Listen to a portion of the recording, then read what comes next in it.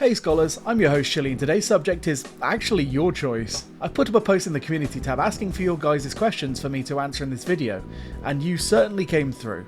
I'll be answering every single question to the best of my ability for you guys, and I'm honestly humbled that you guys care so much about my opinions on things. So without further ado, let's get into it. Dydranuffs asks, where are the best places to farm different types of Forma? Fantastic question actually. The common way players farm Forma is by cracking relics and taking occasional Forma blueprints. Ideally, if you're cracking relics daily, then just one Forma a day, or if you're farming for hours, then enough to keep you going for a while.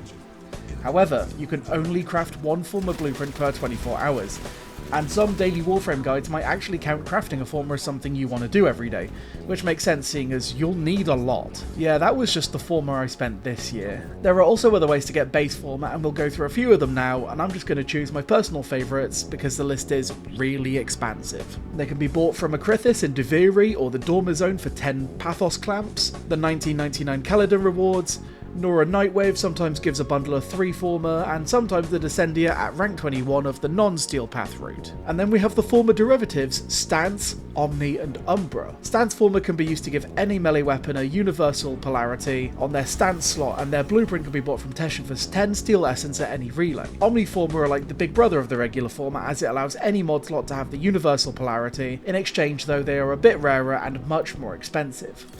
They can be earned from Temporal Archimedia or Elite Temporal Archimedia as a rare drop and can be dropped very rarely as a blueprint from arbitrations. And now Umbra Forma.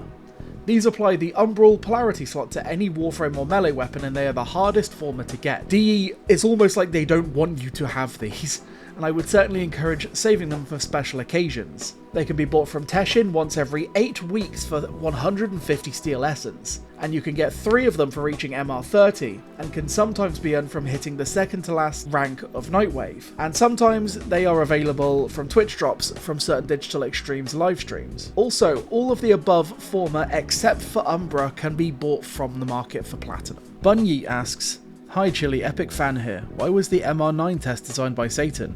Will you do a series going through the other tests as well? Also, what that Helminth mouth do? Yeah, thank you for the interesting couple of questions.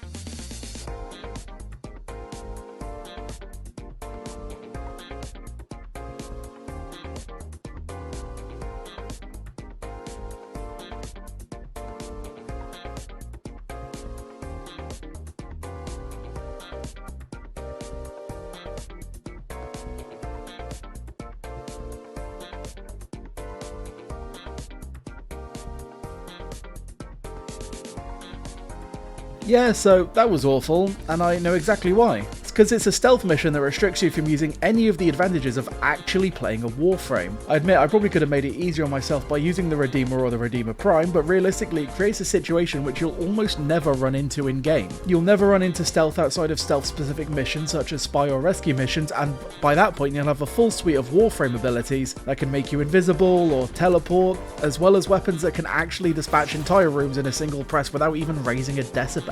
I will more than likely eventually make a series covering every single MR test and how to do them with equipment that almost anyone can get a hold of, but at the minute I already have so much on my plate that unless there is some sort of massive uproarious demand, it will likely take me some time to get around to uprooting my entire upload schedule, more than I already have. And for the final part of your question, it doesn't really do that much, but you can make it kiss your cravat. Knight asks, what's your take on spoilers in the Warframe community? And that is a really good question. My genuine take is that Warframe is probably one of the most positive and wholesome communities in video game history. Like, genuinely one of the best. However, I would describe it a bit like a golden retriever.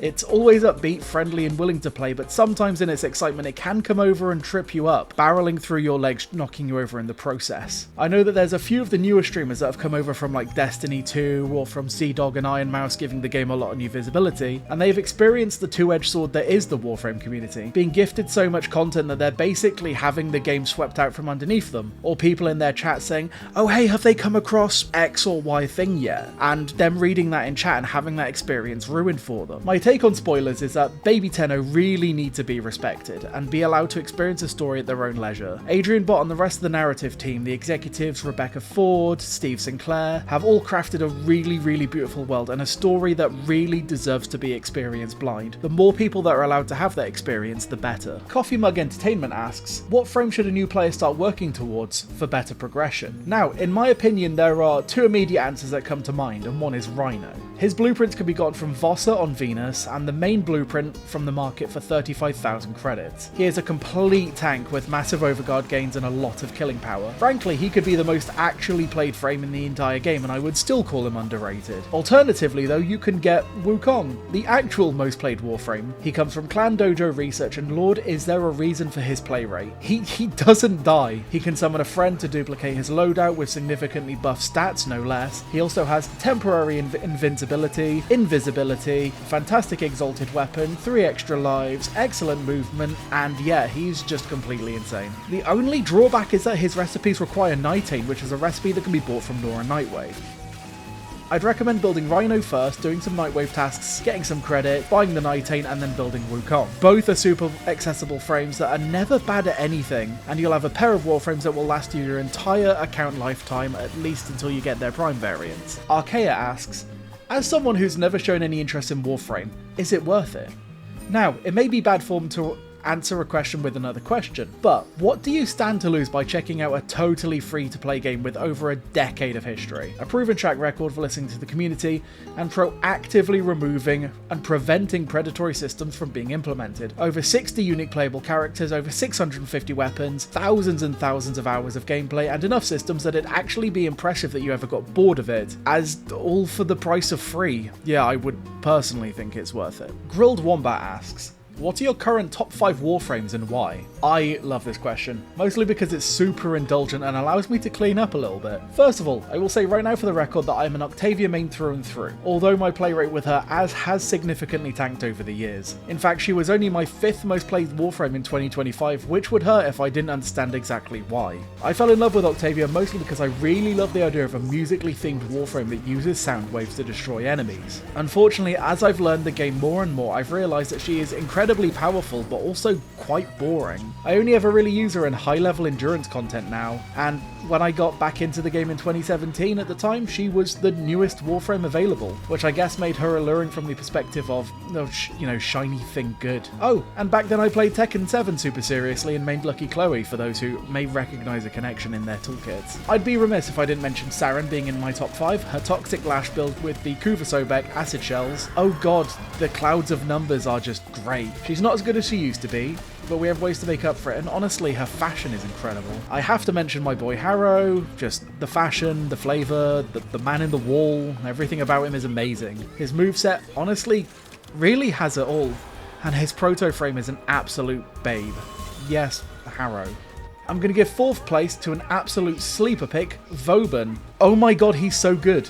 I love his kit, the fact that he can make miniature suns, the fact that he has an accuracy rate so high that it can be the punchline of every single mission, and the new heirloom skin. I personally think it looks great, even if it's not quite Vauban-y enough for me. But we all know we're still going to get it on launch day, which, by the way, should actually be the day this video comes out. And the 5th pick for me was actually super difficult between Dagoth, Mirage, Lavos, and Hydroid, but in the end it went to Lavos. He's just so fun.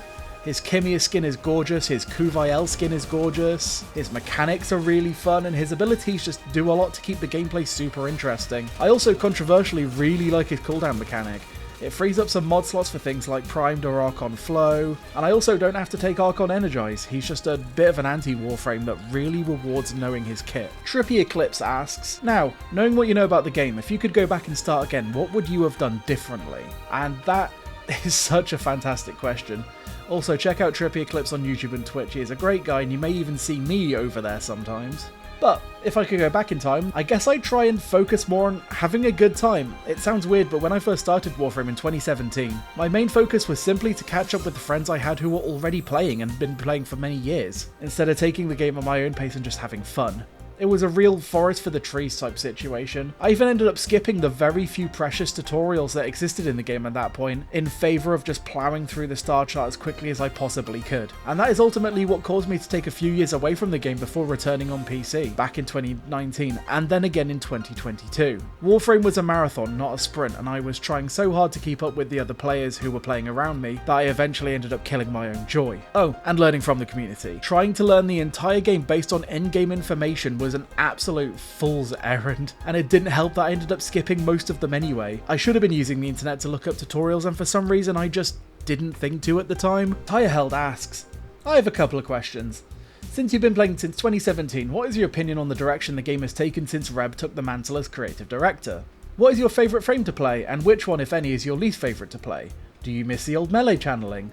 With so many systems built on top of each other, what system or game mechanic would you like for DE to rework or improve at? Also, any plot or side characters that you think DE should come back and expand on? Like, I'm forever curious about Dr. Tengus, I think that was the name. Also, forever waiting on an Ordis quest. I'm going to take this little by little, because this was one hell of a question that I'm going to have a great time answering. So, I will say that even though I have been playing since 2017, I really didn't play all that much. I really love all parts of Warframe, but I've noticed that the world definitely feels a little bit more alive under Rebecca. Steve Sinclair has developed an amazing, dark, gritty world of sabotage, eternal war, and meaningless slaughter. Meanwhile, Rebecca has painted an image of hope more than anything that I feel, with the Angels of Zariman allowing the operator to learn the nature of their existence, the Deviri being a rapidly changing storybook landscape, 1999 being about correcting the wrongs of Albrecht and Trati. Her stories are just incredibly captivating. Steve did a great job, but I really feel like Rebecca has an eye for the theatric. In some ways, I feel like Steve really wanted the world to exist in this muted palette that let the players really do the exploring. Meanwhile, Rebecca really wants the world to pop with charm and charisma, and I really loved both schools of design. I see this a little bit in Soulframe too. I love Steve's take on Gaelic mythology, and you really see a lot of that muted palette coming into place there too. Rebecca has also really helped Warframe to jump out of the curse that was Content Islands. She has actually gone back, adding on top of old systems to keep them fresh and alive, such as with the addition of like new Kuvit and Tenet weapons, adding the Infested Liches to 1999, new weekly content.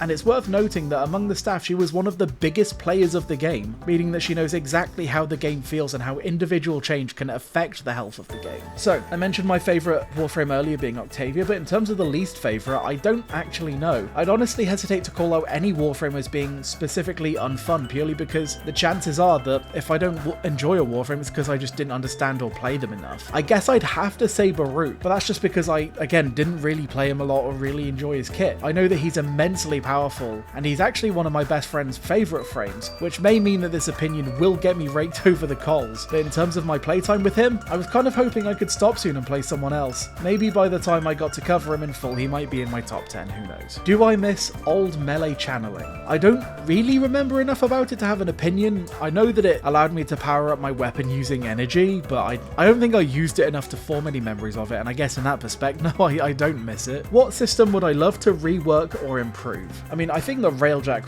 really needs a look. It just exists at this point to eliminate adversaries, and I know that you can do the Void Storms out there to get corrupted hollow keys, but I'm just not a huge fan of the entire thing of Railjack just being completely forgotten about and dropped in the dust. Railjacks do very little for the game at this point, and I'd love to see it get significantly expanded upon and reworked even. I'm also on a little crusade to try and get Descendia's rewards looked at. Some of them are just really underwhelming to the point that I actually look at them and usually just end up doing other content. Same as the Perita Rebellion, I'm just not a fan of it, and I think that in the same vein Tauron strikes just aren't worth the amount of grind that they're required. I'd also go into detail here, but I'd really recommend CoolKid369's videos on the subject, as he really said everything I'm thinking, plus much more. It's a really good video, give it a watch. As for side characters, I totally agree with the Order's sentiment.